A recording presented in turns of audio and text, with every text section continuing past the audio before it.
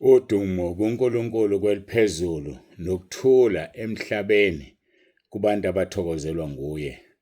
Baba uNsibanda yakubingelela Ndlalifa izulu ngithi uJesu Kristu inkosi.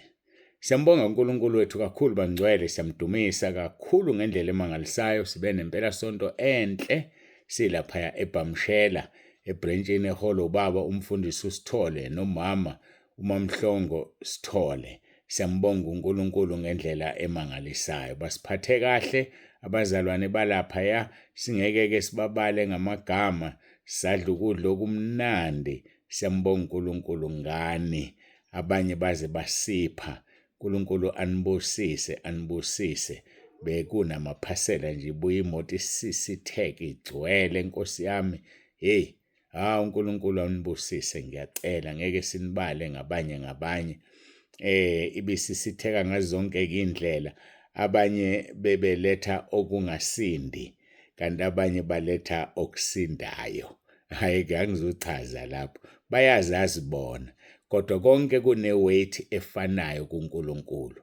Kodwa i-weight yakho ayifani uma uyibamba leyo nto uyizwa njengomuntu, kodwa kuNkulunkulu kune-weight efanayo konke. uNkulunkulu anibusise anibiyele. Kwathi angifunde leli zwi engilithandayo ngendlela emangalisayo elikumaHebheru chapter 6 chapter 6 uverse 10 la ethi uNkulunkulu khona. maHebheru chapter 6 verse 10 verse 10 nangiya, ngokuba uNkulunkulu kasiyo ongalungile ukuba khohlwe umsebenzi wenu nothando enalibonakalisa ngakulo igama lakhe, lokhu nibakhonzile abangcwele nisabakhonza. uNkulunkulu anibusise. uNkulunkulu anibusise nonke ebenikhona enkwenzweni, nonke anibusise. Siyambonga uNkulunkulu kakhulu. Nabefundisi bebekhona abebefikile, siyabonga kakhulu. Bekhona base-Richards Bay. Ngiyajabula mangibona bephumile ngoba sizama ukulungisa lento yokuthi abaphuma abantu base-Richards Bay. Phumani nibashiya abangafuni ukuhamba, ngoba vele kugcineni uma yikhethele nina enikwaziyo ukuhamba, phumani. uNkulunkulu anibusise. Baba uSithole, kubukeke ngathi usukhona zonke indawo la sikhona. uNkulunkulu akubusise baba uSithole nomndeni wakho. uNkulunkulu akubusise thisha omkhulu. Hayi-ke siyambonga uNkulunkulu kakhulu. Ubehamba-ke nabe behamba naye umfundisi obekhona, nabefundisi abaqhamuka koMafakatini bebekhona, eThekwini bebekhona, eGreytown bebekhona. Bangixolele-ke engingasababali-ke, angazi ngizobala ngishone uThongathi. Ngaliya kanjani uThongathi? Lucule nokucula, luculile uThongathi. Siyambonga uNkulunkulu kakhulu ngani, siyamdumisa uNkulunkulu. Bekukhona nabasoYemen eShowe, oYemen eShowe nabo bebekhona. Siyambonga uNkulunkulu. Nonke nifikile, ngeke nginibale nginiqede. uNkulunkulu anibusise.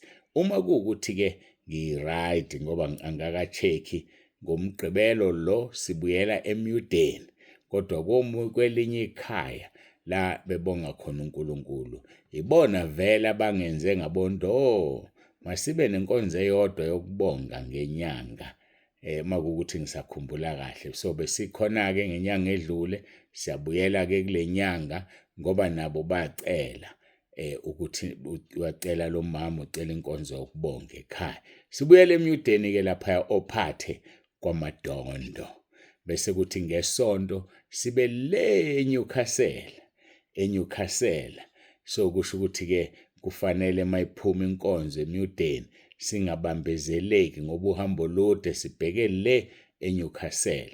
Kwangathi singagcinwa-ke isikhathi eMudeni ophathe kuqalwe exactly ngo-9, ongekho ngo-9 inkonzo mayiqale ngo-9.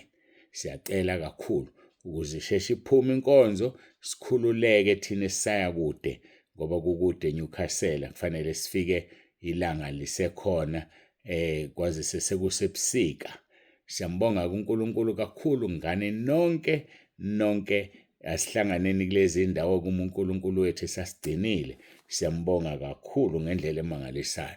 Kusamile-ke njalo, akushintshile ukuthi ngesonto ayikho ibranch evalwayo. iSunday akuvalwa branch, akho branch ezovala iye kwenye ngesonto, kodwa ngomgqibelo sikhululekile ukuya noma ikuphi singama branch. But iSunday asivakashelani, hlala ebranchini yakho, funa kufika umuntu ethi uzokhonza fice ningekho abese ngaphinda abuye liyofuna kubani igazi lalo muntu. Ayingebuzela nje igazi lalo muntu lofunwa kubani. So inkonzo yangomgqibelo evuleleke emabranchini onke, but eyangesonto isuke ngeyabantu abakhona kuleyo ndawo. Siyambonga uNkulunkulu kakhulu. Ngithanda ukugcizelela. Ngiyaxolisa nimeme bazalwane, nimeme abafundisi bendawo. Kulukhuni-ke eNyukhasela ngoba siyisonto befundisi basemabandleni abo. Kodwa sengiyakhuluma kulezi indawo, memana befundisi. Nimeme umfundisi ophethe abefundisi, fraternal yendawo. Nimeme induna ibe khona. Nimeme ikhansela libe khona. Ubukhosi bendawo mabumeleleke, ngifuna ukusho lelo gama. Ubukhosi bendawo mabumeleleke. Siyafisa kakhulu babe khona ngoba sifuna ukuba yibandla elamukelekayo emphakathini. Kungakhulunywa kabi ngathi sikhona. Abasifunde basazi ukuthi masikhona amadimoni ayaxoshwa.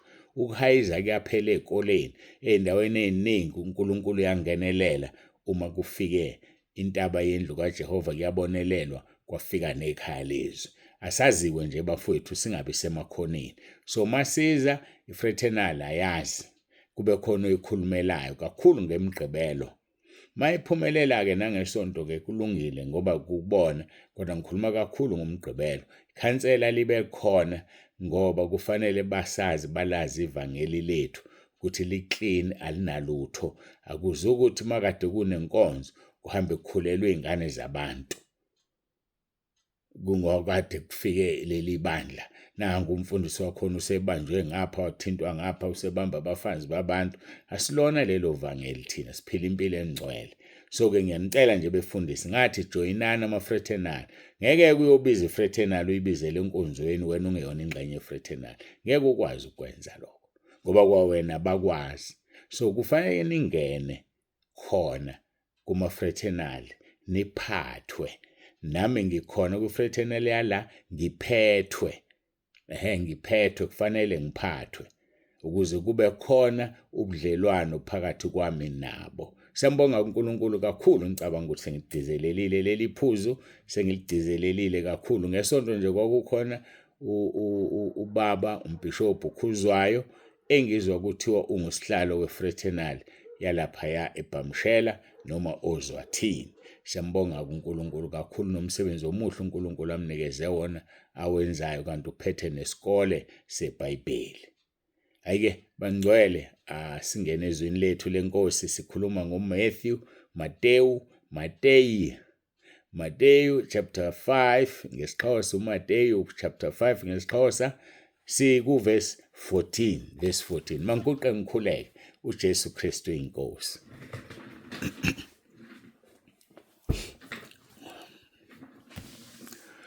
Babongcwele, babolungileyo, uNkulunkulu wethu nomusa, siyabonga ngesikhathi usiphe sona. Siyakubonga Nkosi ngakho konke. Ngiyacela ube phakathi kwethu, ukhulume, uwenze umsebenzi. Siyacela ngezwi lakho Nkosi usicacisele ufisa sikwenze. Moya ongcwele,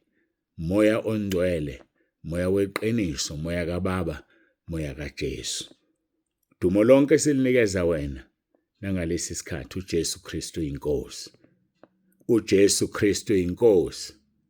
uJesu Kristu inkosi. Amen.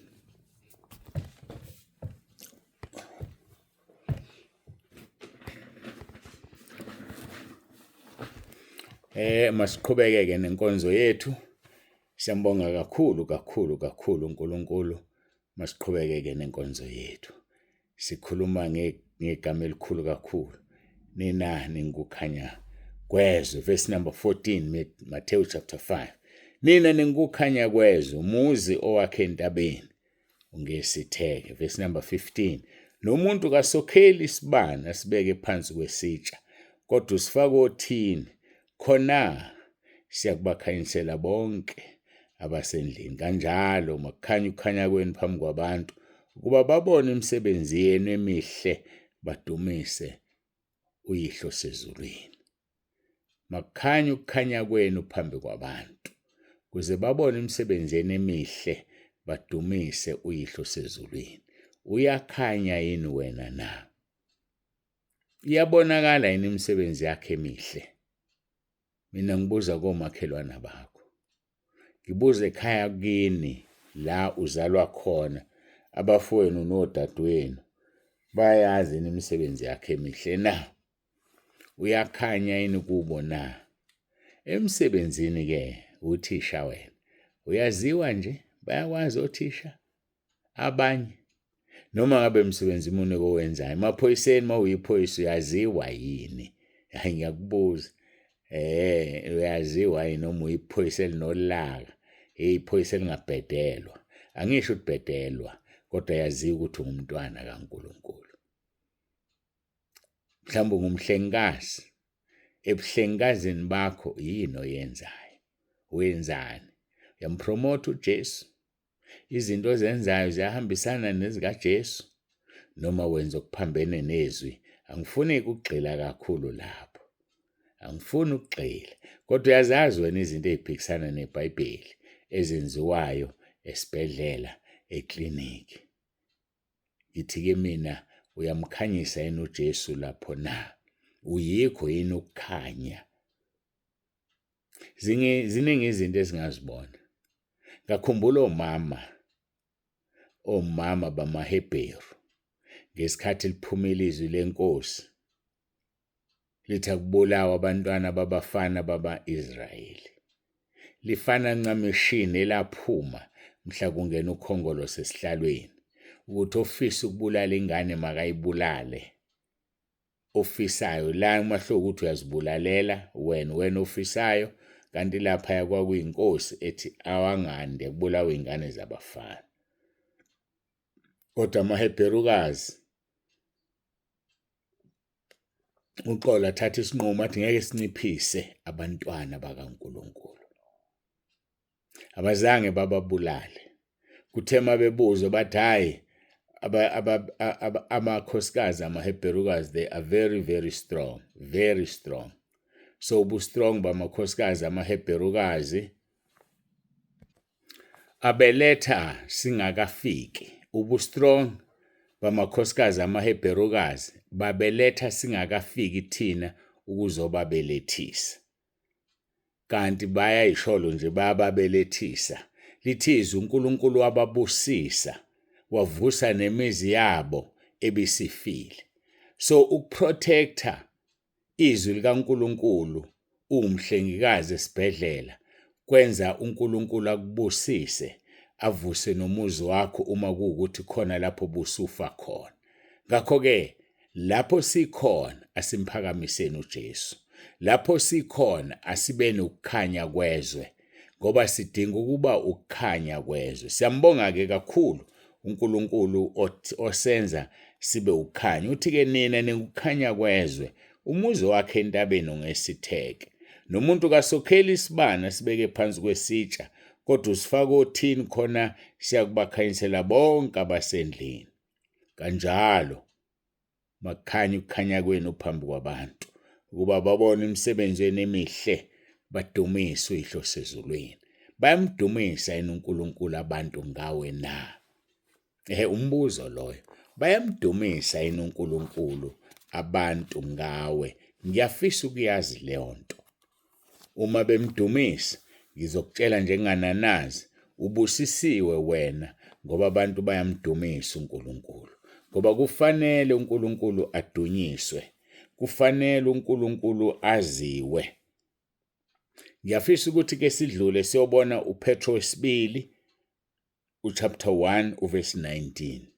Uthi sesinalo izwi lesiprofeto eliqinisekile kakhulu, enenza kahle ukuliqaphela kungathi liyisibani esikhanyayo endaweni emnyama kuze kuse ikhwezi liphumele ezinhlizweni zenu. Izwi lesiprofeto. Izwi lesiprofeto izwi likaNkulunkulu.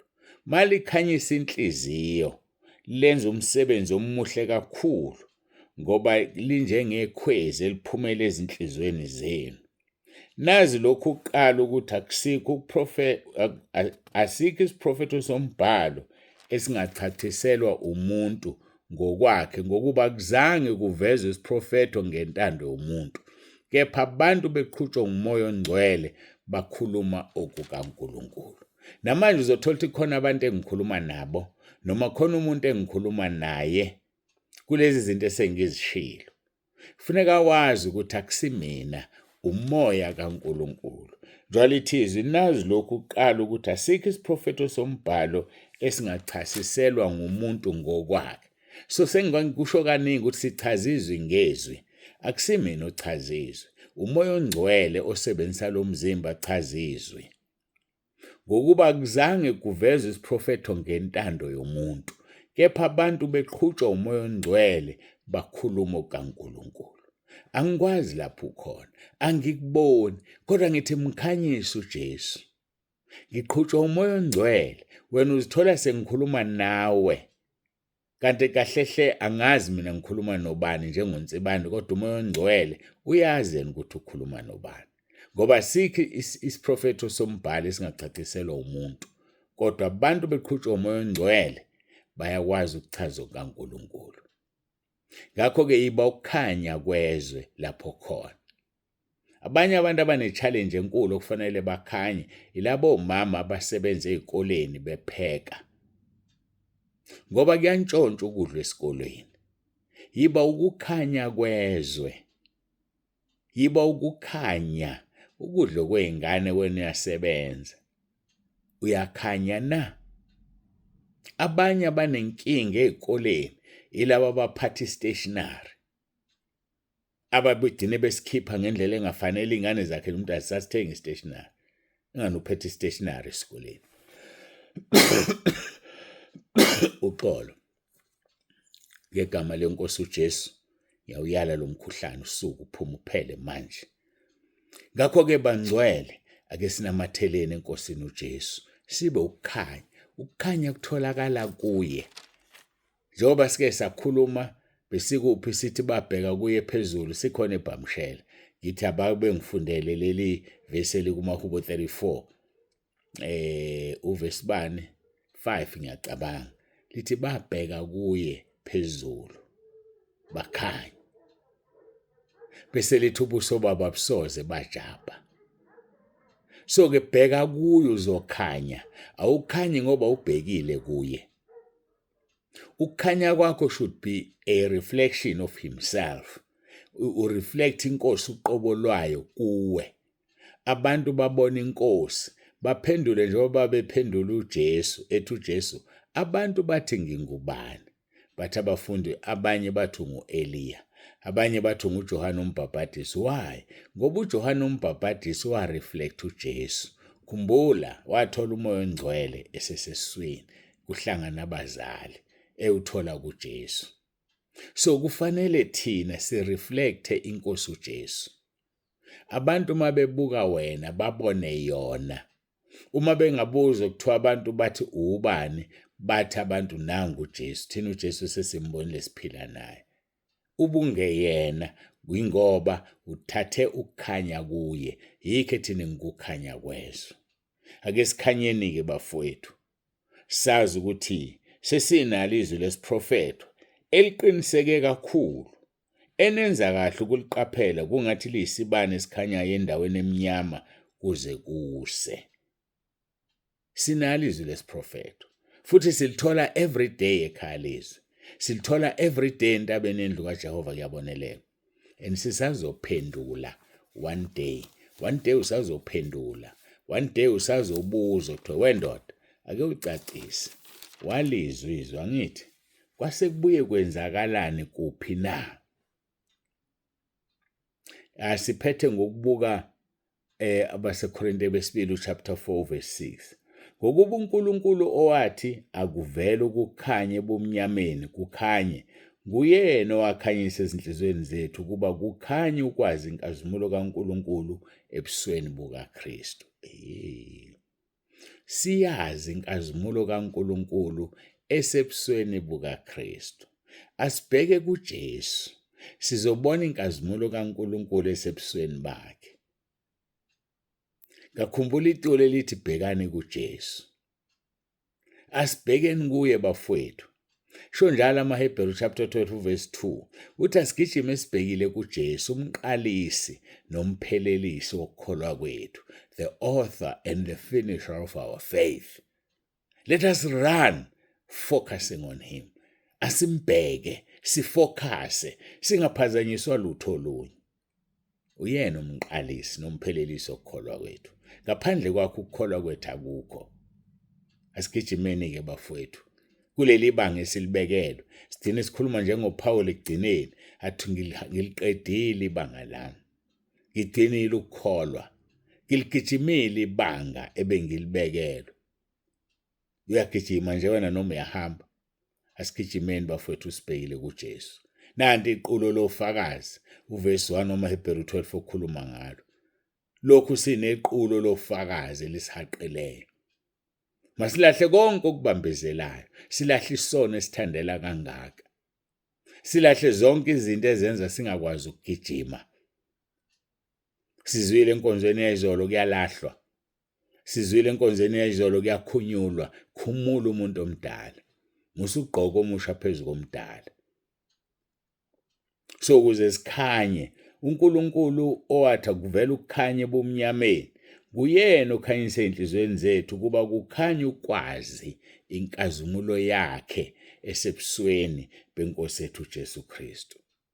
uJesu nenkazimulo kayise. Why?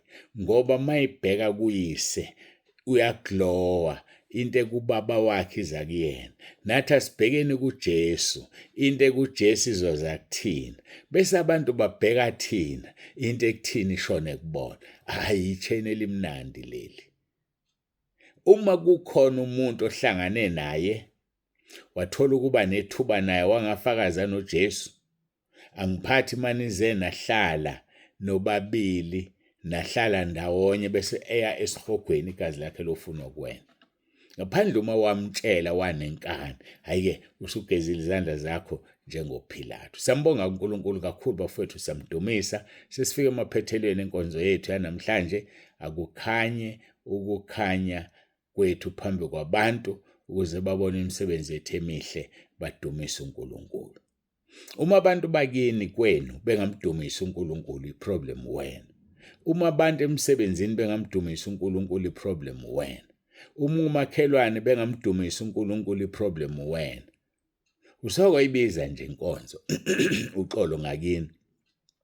Angisho kababa uNsibande kuphela, noma yiphi nje inkonzo wahlanganisa abantu, kwafika umfundisi washumayela. Uyazi ukuthi ungumntwana kaNkulunkulu. Yazi igazi lalabo abantu labomakhelwane bakho lizobuzwa wena. Yini oyenzile ukusiza omakhelwane bakho? Balazi iqiniso, beziyekele bona. Wenzeni? Sisazoma bafowethu phambi kaNkulunkulu. Ngoba liyeza usuku, Malaki chapter 4 verse 1, luvutha njengeziko. Bonke abaziqhenyayo nabenza okubi lizobashisa, lungabashiyeli impande nagatsha. Kodwa kulabo abenza ukulunga, kulabo abangcwele, lithi kophuma ilanga lokulunga linokuphilisa emaphikweni alo, bayotshekula njengamathole esibaya.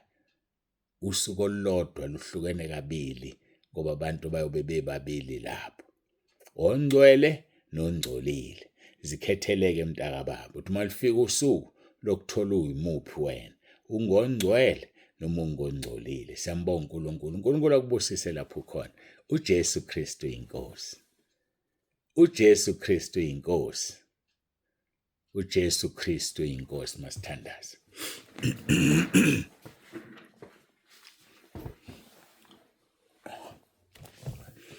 Babongcwele, babolungileyo, uNkulunkulu wethu nomusa, ngiyathoba phambi kobuso bakho. Ngiyacela Nkosi ube kanye nathi. Ngiyacela Nkosi usifihle edwaleni elinguwe. Ngiyacela uNkulunkulu wami ukuthi wenze umsebenzi, sikwazi ukuthi sibone inkazimulo esendodaneni yakho Nkosi. Le nkazimulo oyinikeze yona, ngoba masingayiboni yona sizonhlanhlatha. Kufanele siyibone le nkazimulo ukuze idlulele kithi nabantu bayibone kuthina, sibe ukukhanya ezweni njengoba ushilo. Siyabonga uNkulunkulu wethu, sipha amandla okukhanya sikhanye ngendlela wena okhanya ngayo, kungashintshi ukukhanya kithi kufiphale kanti okwakho ku-bright. Siyabonga-ke uNkulunkulu wethu, busisa ilona loyo olalela inkonzo, sinikela kuwena uqobo lwethu. uJesu Kristu inkosi. uJesu Kristu inkosi. uJesu Kristu inkosi. Amen.